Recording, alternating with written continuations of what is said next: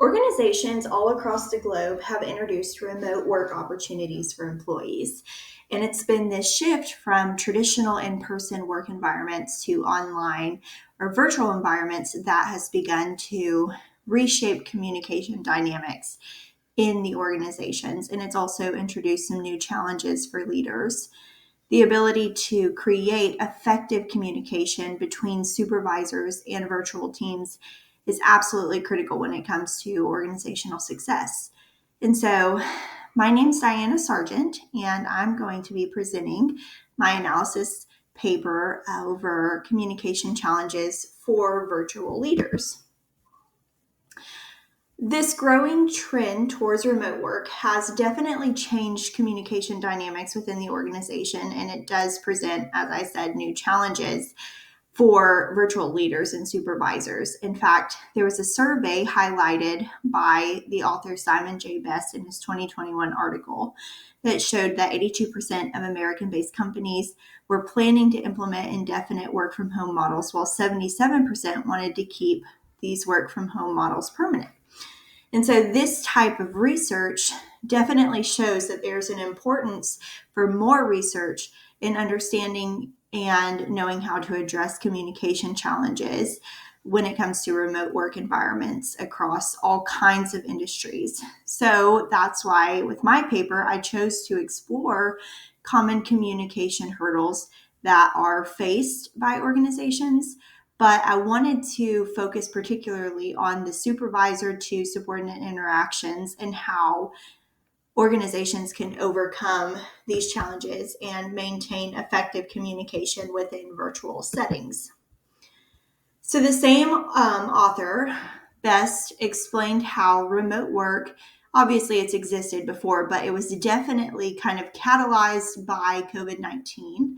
And Azuka, another author, noted in his 2022 article that technological advancements, especially when it comes to communication information technologies, have opened the door for employees to be able to connect, whether that's via mobile devices, computers, emails, or whatever kind of digital tools from any place at any time, as long as they're connected to the internet.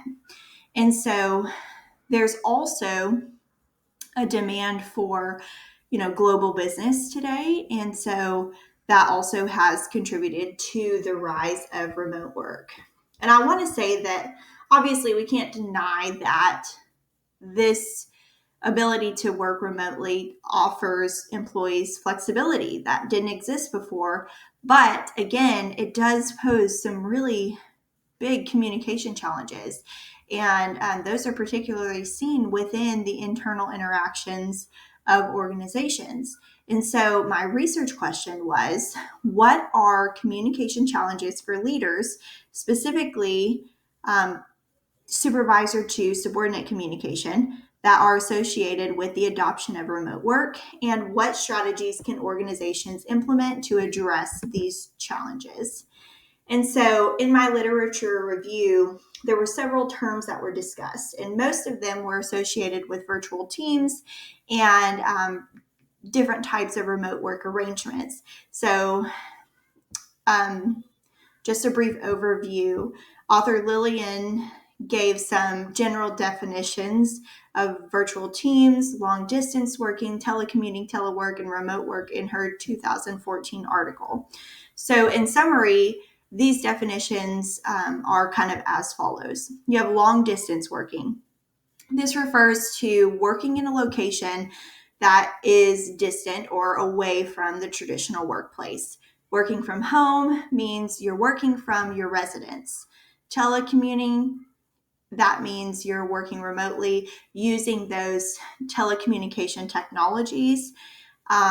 Working from anywhere means you've got the flexibility to work from any location, and that could include home or office. It doesn't really matter where you work from. And then you may hear the word telework. That's often a broader term that's used to describe remote work.